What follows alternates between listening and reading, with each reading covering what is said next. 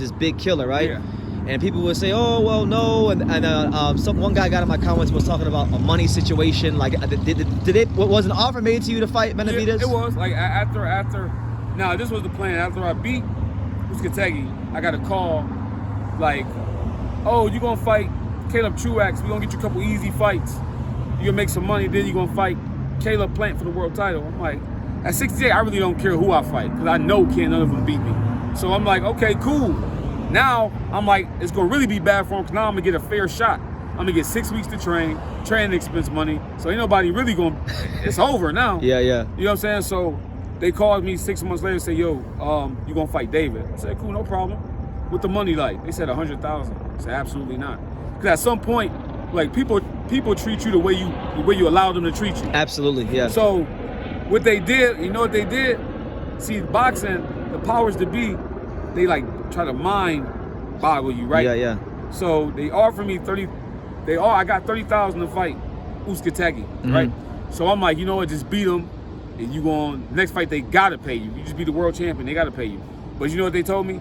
Oh, they offered me 100 to fight David. They said, but you ain't get that much. You took 30,000 to fight Uskategi. Yeah. So they paid me low just so they can, in case I won, they can lowball me for David. Again, yeah. I'm like, come on, man. Like, at some point, when do y'all show some respect and say, yo, this kid just beat a world champion. He deserved to make some money. Yeah. He deserved it. It ain't like I was asking for $1 million. I was like, just be fair. I took the fight for $500,000. Uskategi was getting like 400,000. Yeah. Coming off of a loss to me. How is that possible? They pick and choose, man. They pick and choose. There's no like clear-cut guidelines for how they want to pay fighters, you know? Yeah. If they like you, if they have a good relationship with the manager or something like that, then that's what it is. But it shouldn't be that way. And at some point in time, like, I have a platform, we gotta start pressing for these fights, man. Exactly. And people, I think besides Caleb and Canelo, me and David is the hottest fight in boxing. Who else? Like at 68. At 68. Yeah. Who else? Like, at 68 is me, David, Caleb, Canelo. Yeah. Like, who else? Like, some people might like. I'm saying, like, there's like David Morrell's out there, but he's kind of like a prospect. David Morrell. Yeah, that kid's not even. I saw that kid fight. I got offered that fight. Did you really? And I said, yeah, it was for 50,000. I said the money's short, but I'll take it. They turned me down. Like, how'd that work? I'm like, I'm gonna knock this kid out. Like, this kid only got 4 fights. I've been in there. I'm going to flatline this kid. If they think listen, if he don't want to be this, if he want to get destroyed this early in his career and not have a career, then so be it. By all means. I'm gonna crush this kid. Like, I was offended. Like, kid with 4 fights, you really think you can fuck with Lonnie B? Yeah. I'm cut from a whole nother cloth, but you about to find out. So yeah. Listen, I see you on it. Then they call me back 10 minutes later, like, and then now they're gonna take another fight. Yeah. I'm like, yeah, that's what I thought. You know what I'm saying? I'm cut from a whole nother cloth, man. Like, and you know what's crazy? Ain't nobody even seen the best of me yet. Cause mind you, all my fights I was in, I had at the most 3 weeks to get ready. Yeah. I got them on last minute notice. And being that you only had 1 fight at 168, it doesn't really seem like you there's no way you could possibly have had time to really acclimate to the weight or adjust to the weight. Exactly. And be your best. You never got into a rhythm. And once that happened, you can just, all these 68s, you can just wrap them up. You can just get their casket ready. Yeah. You know what I'm saying? I'm just being honest. Like, and I respect all fighters, but they just don't got enough. They just don't got enough. Like, you gotta realize, right? Take somebody like, and I'm not dissing none. I think all these fighters are very good. I'm not gonna lie. I think they decent fighters. I ain't gonna say very good. I'm trying to be political. You're right. They decent. I'm gonna call it what it is. Cause here's my thing, right? These guys got where they at because, listen, I'm not impressed with David. I'm not impressed with Caleb. I'm not impressed with none of them. Canelo. Canelo a little different. But here's my thing, right? These guys, David he won 24 fights he was supposed to win. It was set up for him to win. He should be where he at. That's not what a killer is to me, because anybody with that kind of power behind them can get to 24. And look at Ricky Hatton. How many fights he had before Floyd knocked him out? 31 or 2, something like that. 42-0, and got near with Floyd and got destroyed. It's levels to it. Yeah. It's levels to it. You know what I'm saying? So David, not saying he's a bad fighter, but I'm not impressed. He should be where he at. He should look spectacular fighting the C the D- guys he fighting. Yeah, Anthony Durrell and all those guys. Yeah, Jalen Love. He should look spectacular. Like, I'm not impressed. If you compare our performances, mine just get brushed under the rug. But if you look the way I beat, I'm fighting live bodies. Guys who believe they can win, guys who coming to win, guys who confident. And by the end of the fight, they beat down, like mentally and physically, like, yo, I can't beat this dude. Like, David fighting guys that's beat already. You should be able to rip off a 90 piece on them. Oh, big deal. Ooh, ooh. Like, I'm not hating. Yeah. But you should be able to do that. Yeah. Like, it looked like there's a difference, right? Just my one fight at 68 wipes David's whole record away. Forget what I did at light heavyweight. My one fight at 68 wipes David's whole record away.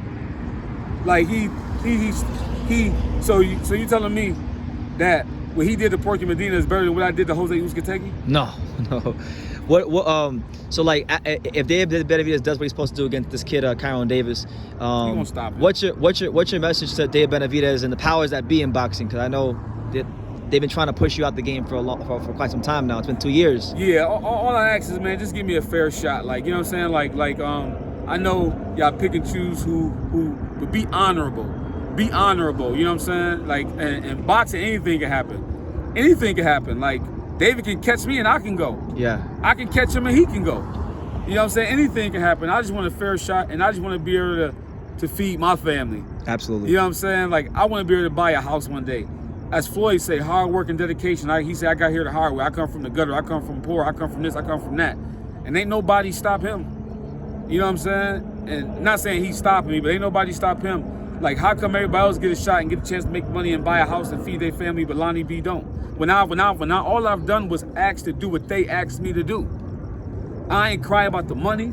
Even though they was playing games with the weight, I know I had to make 68 into a week and a half before the fight. And still made it. And still made it. Yeah. Mind you, I never made 68 before. You know what I'm saying? I've done everything I was asked to do. I took the fights that was ridiculous. I took the fights I was supposed to lose. I took the fights that didn't make no sense. And for these fights, for Earl Newman, you know how much money I made for an undefeated prospect?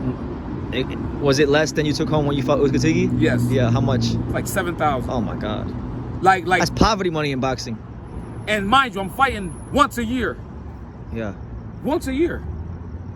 And they keep telling me, oh, the next fight you're gonna make some. You win this one, you're gonna make some money.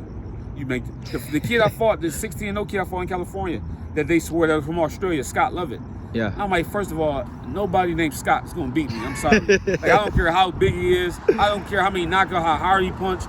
Nobody named Scott from Australia is gonna beat me. If y'all want to measure me, get me a tougher opponent. They begged me, insisted, you win this fight, you gonna make some money. Okay. I wasn't so worried about it. I didn't even get an outfit made. I promise you, I got to California and forgot my shorts. Went to a store and just grabbed a pair of shorts. Knocked them out in 2 rounds. Like, okay, let me just do this. Yes. Just for the fun of it, because let me just do this to show them. And then the next fight, they come with Earl Newman. They, hey, you win this fight, you're gonna make some money. This kid ain't gonna beat me. I'm telling you, he ain't got enough. Oh, we'll fight him then. Okay. I crushed the kid. Then who else? The kid Donovan George. Yo, my God, yeah, I remember Donovan went George. 12 rounds with Don Stevenson. You beat him, I'm like, he can punch. Outbox him, put him down twice. Like, I'm just sick of hearing the same story. I'm doing my part for the powers to be, and I'm winning. Yeah. How come I gotta fight tough fights and dangerous fights and get nothing, but these other guys, my only beef is these other guys fighting bums, I'm gonna call bums, and making a fortune. Yeah. And then people act, oh, he's a killer, he's this, he's that. Then when it's time for me to fight these guys, see, that's the way of them trying to get me to not take the fight. Listen, you ain't trying to make the fight with me and Dave if you offer me 100,000. I don't care what you say. If you offer me 200, that's you pretty much saying, yeah, we really want you to say no, so we can go lie and say, oh, he's scared. He's ducking David Benavidez. Yeah. Why I'm a duck David for? Like, I mean, let's be serious. I've heard a lot in boxing. Like, I've talked to different fighters, and they told me sometimes what a promoter will do is, like, they'll say, well, here's $100,000, but like on the back end, the promoter's making like $400,000, and they're keeping extra money that's really not theirs. Does that happen? Hell yeah, that happens. Yeah. I know for a fact I put my life, there was more money on the table for me to fight Uzcategui. Yeah. He's a world champion. He's a world champion. And don't hit me with that former world champion bullshit, because he was 27 years old, 26. In his prime, and coming off of a knockout win. So don't hit me with that, oh, former world champion, because y'all was saying before I fought him, he's the boogeyman. he almost had Caleb out of there because they were setting up for a rematch. That's why he was gonna get the rematch. If he had beat me, he'd got the rematch with Caleb. Because Caleb got that fight by the skin of his teeth. You know, I thought Caleb won it, but the last half of the fight, he was gassed out. Yeah, and if Uzcategui put his foot on the gas earlier, it might have been a different outcome. But me, I dominated him from round 1 to 10. You know what I'm saying? So I don't deserve to make no money. That's my only thing is the money. I refuse to be a great broke fighter. Yeah, why be that? You know, at the end of the day, it's called prize fighting for a reason. The prize has to come first. And here's my thing: I see if I'm fighting bums, I wouldn't complain. But I'm in a tough fight every fight. No, you earn your stripes. You've earned your stripes. And all I got is rent money. I'm like, damn, I might. As I fought Uzcategui, I was like, damn, I gotta pay my rent up for the year. I'm gonna have like $3,000 left to my name. Damn. Yeah. Oh, it's like they gotta pay me now. I just beat the world. It was on the big stage, the world seeing it. So that win wiped my record clean. And mind you, I got 4 split decision losses with good guys. Edwin Rodriguez, who won 12 rounds award. A lot of people thought I won that fight. They're like, yo, y'all was going at it. He was just too big, but y'all was going at it. The kid Hot Rod that really beat Marcus Brown. Yeah, I was at that fight, Hot Rod. And he stopped that kid, Travis Peterkin from New York. Travis Peterkin. Yeah. And he could fight. And tell you the truth, that fight would have been a draw if they didn't take the point away for the mouthpiece. Yeah. They took a point away from me for a mouthpiece. And then they cut the fight to an 8 round and was supposed to, if I had 10 rounds, I'd have stopped them. Oh, they pulled that on you? Yeah. It's over. The fight over. I'm like, well, we got 2 more rounds. He even said if I had 2 more rounds, I was in trouble.